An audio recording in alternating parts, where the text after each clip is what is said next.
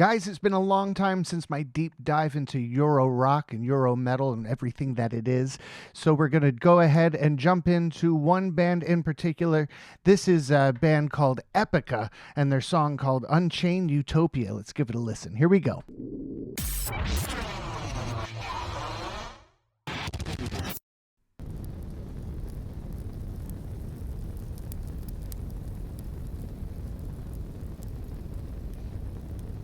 Fire. Fire.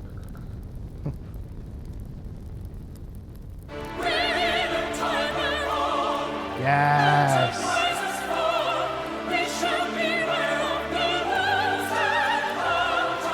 Oh, beautiful.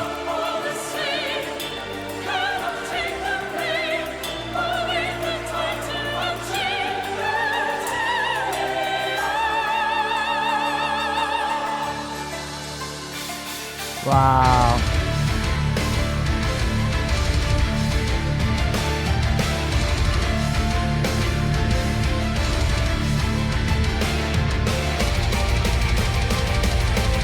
Yes.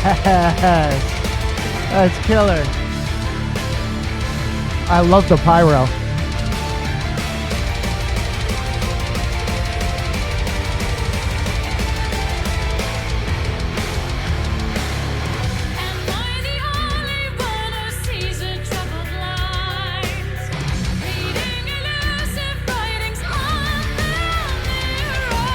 Yes.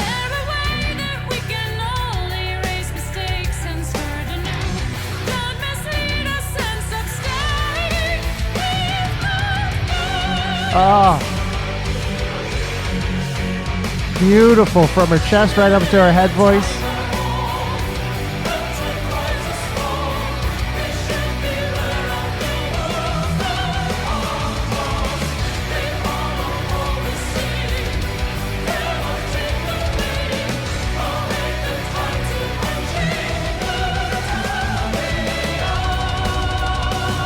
Wow.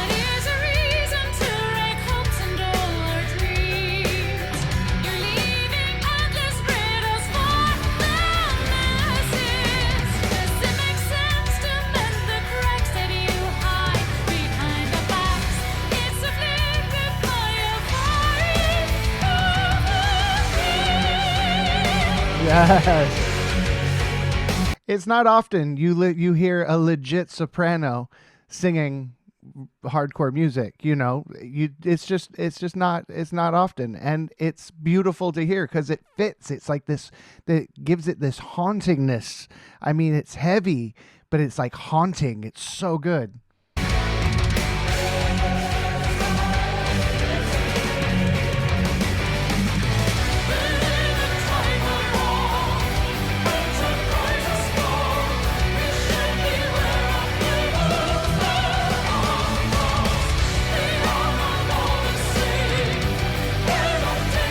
Yes, with the flamethrower on the back.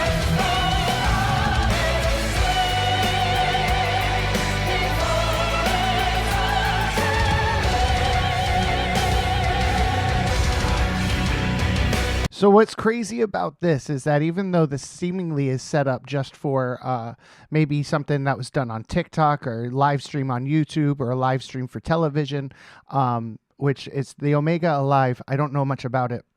My first time watching this completely, so I'm not sure. I could be completely wrong. I could be off on this, but it looks like it was done live for either a live stream or for television. And but even with that being said, what's really neat is how this entire stage is currently being run.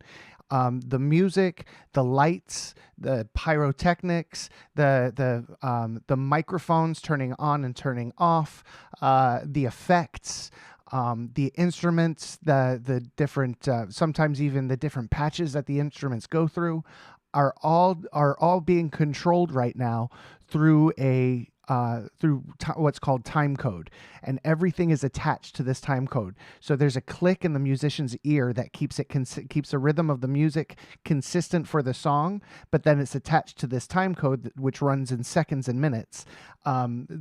That conducts pretty much everything else, and they run side by side. And it's such an intricate process. It's such an intricate process to make one scene at a time, because every time you see a different light scene, like a chasing scene of lights, or like the lights move in together or they pan out, every movement of those lights is a separate scene, and they have to be programmed separately. And then they go on and they program the next one, and they tell the computer exactly what time, minute and second to move at what point, and correlate it with the music. It's so cool to watch it happen firsthand, and it's so much fun to it's to kind of geek out about, because it's a necessary part. It's how concerts are run. It's how shows in Las Vegas are run, how shows on Broadway are run, how shows on cruise ships are run. All of these productions have that same thing in common, is that it all comes down to the time code. And it's really, really, really just fascinating to learn about.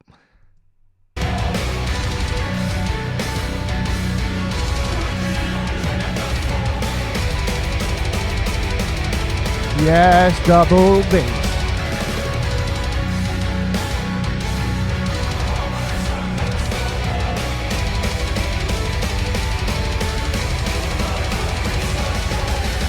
Well, think about it. They have to have tracks as well, that playing along with tracks, because there's no orchestra on stage.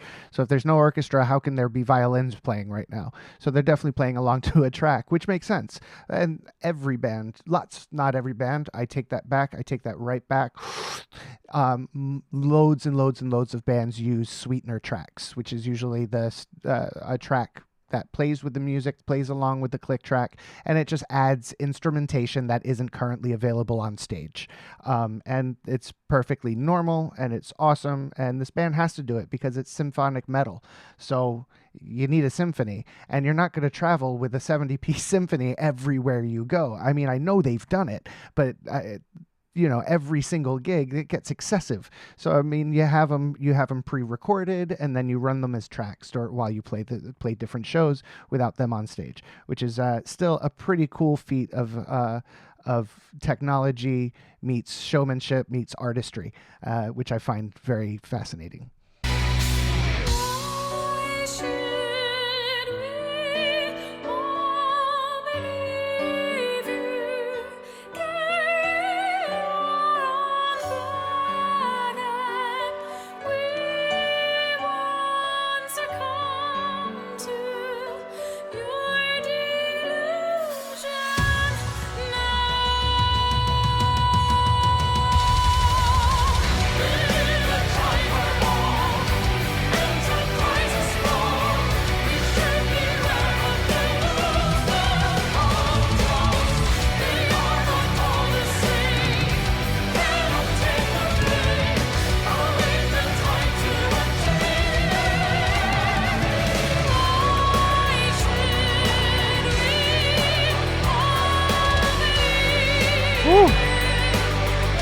Such of a...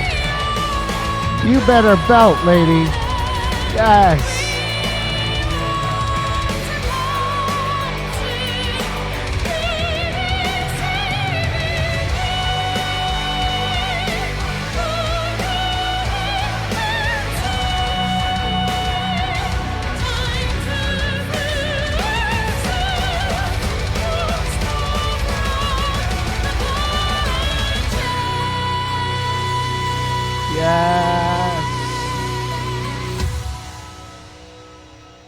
Oh man, great tune.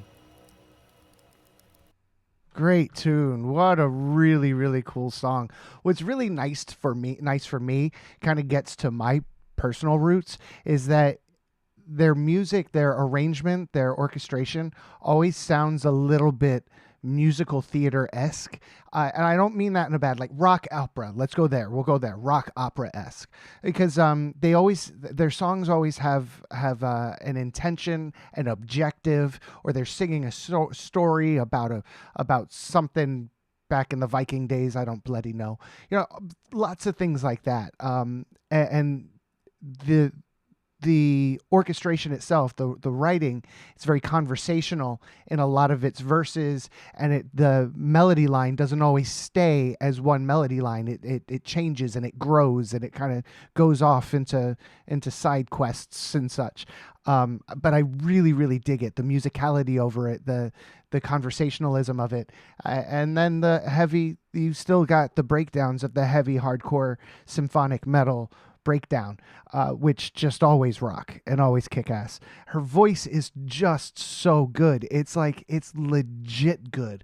Like, I would listen to her sing arias as well as sing this. I would listen to her sing musical theater as well as sing this. I would listen to her sing the phone book and still sing this and still listen to this. Her voice is just out of control. It's really, really great. She's got a great belt, and then she's got this really wonderful mix up into her head voice where she's this really luscious, beautiful, high soprano voice. And it's just really, really, never once is it too pingy, never once is it too forward or anything like that. It's just beautifully open and nicely just directed over her, which, if you're not a singer, me doing this doesn't make any sense.